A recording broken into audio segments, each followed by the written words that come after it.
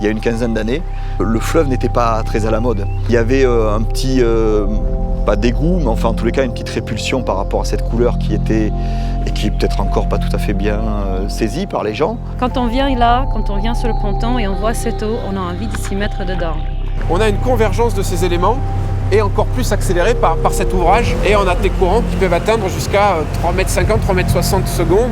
Et puis ces berges, aux endroits où elles ont été délaissées, la nature a très rapidement repris ses droits, la vase s'est déposée, la végétation s'est installée. Et c'est pratiquement unique car très peu de villes en Europe ont un tel contexte. C'est que notre Garonne, même si elle n'avait pas de pont, était extrêmement facile à franchir.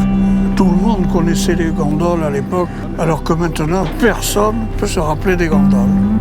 Ce tableau est à la fois une représentation monumentale de ces quais, mais en même temps assez révélatrice de ce lien qui unissait donc les Bordelais et leur fleuve. Clairement, moi, Bordeaux, c'est un point d'attache. Je suis ancré ici profondément, on va dire sur la Garonne. Ouais. Il y a parfois des habitants qui y passent, qui me voient un peu et disent « Ça va monsieur ? Oui, ça va très très bien. J'essaie de dialoguer avec ce fleuve. » Ah bon ? Ah oui, oui, très bien. Mais oui, dialoguer avec le fleuve Garonne, bien sûr. Pour moi, le fleuve, c'est le cœur, c'est l'artère. C'est à l'origine de la vie d'une ville.